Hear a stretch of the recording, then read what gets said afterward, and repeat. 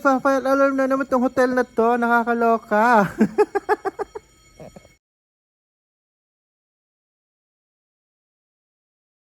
Wow! Inaantok pa ako. Hayop na fire alarm yan. Lalabas na baka may ma-alarm. Pagsang trabaho, alarm na alarm kami labasan agad. Pero ngayon po siya, nasa hotel pa ako ha. Tapos old hotel, very madaling masunog or whatsoever. Pero look, walang ka-alarm, nakakaloka. Wait, silipin natin.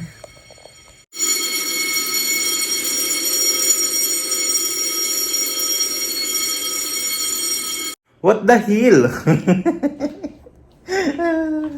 Nagugutom tuloy ako. Punyetang yan. So, let's go. Bili tayong pagkain. Yan lang sa likod. May bakala. Pakita ko sa inyo.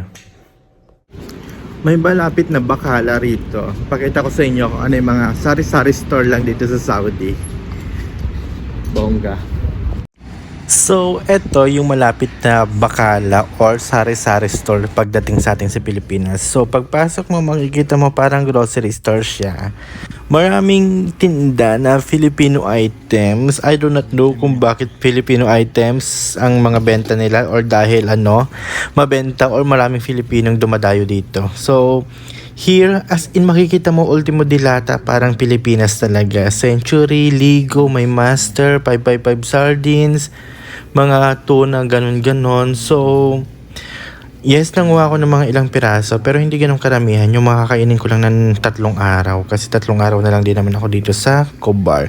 May pansit canton, indomie, mga sotanghon, mga cup noodles. Yes, available sila, nakakatuwa. So, hindi nakakapagod bumili, pero syempre magastos, medyo mahal na pag mga nandito sa bakala. So, may ice cream din kaso walang root beer. Masarap sana, no? O, si Makino Dilata. May spaghetti pa dahi. Kung meron lang talagang lutuan dito, magluluto ako. So, may mga drinks.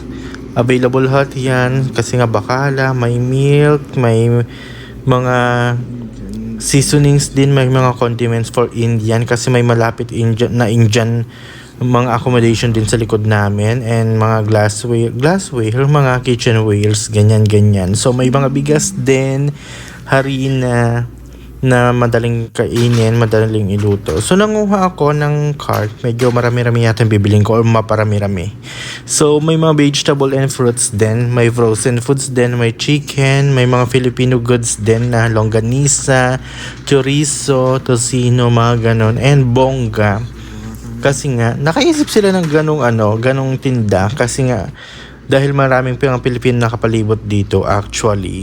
Although maraming supermarket nakatabi tong hotel namin. Pero konti nga lang ang Pinoy items. So, ayun, medyo natuwa ako at makakabili ako ng foods or pansamantalang foods ko dito na pwede kong kainin sa madaling araw pag nag-movie marathon. Bumili rin ako ng eggs. Look, may 6 pieces na, may 12 pieces and 30 pieces. 30 pieces ba yung malaki or 24? Parang ganun. So, bumalik ako dito sa mga dilata para manguha ng century, tuna, and some meatloaf na ipapalaman sa tinapay kasi bibili ako mamaya ng Fan Rizal. O, diba? Bumili rin ako ng pansit canton for emergency purposes and noodles. Nag-recrib ako ng noodles with egg. Anyway, hindi ko alam kung bakit. And cup noodles for breakfast tomorrow. Bibili sana ako ng champurado kaso sugar na naman. I don't like na. Parang hindi sugar yung carbs natin sa noodles, no? So anyway, that's all. O, diba? Ang dami. Kaso medyo pricey. Nakuha lang ako nito. Titikman ko. Anyway, yun lang. And thank you so much for watching. Going to pay na. Duman pala ako sa Chichire dito. Nanguha ko ng piwi. Maraming Filipino items. Maraming Filipino chichiria. May mga bread din. Pandikoko, Spanish bread.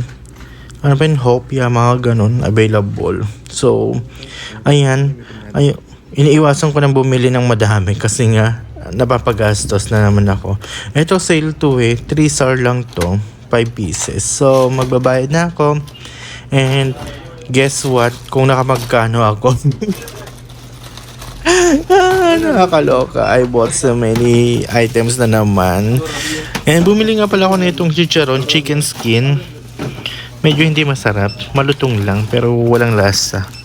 Maski yung suka lang ang may lasa, pero yung chicharon wala. Anyway, naka 60 reals ako dito or mga 650 to 680 pesos. Yan lang yung binili ko. Diba? Ang mahal. So, yun lang. Thank you so much for watching. See you in the next vlog. Please don't forget to like, share, and comment para mas bongga na ang ating vlog next time. Bye!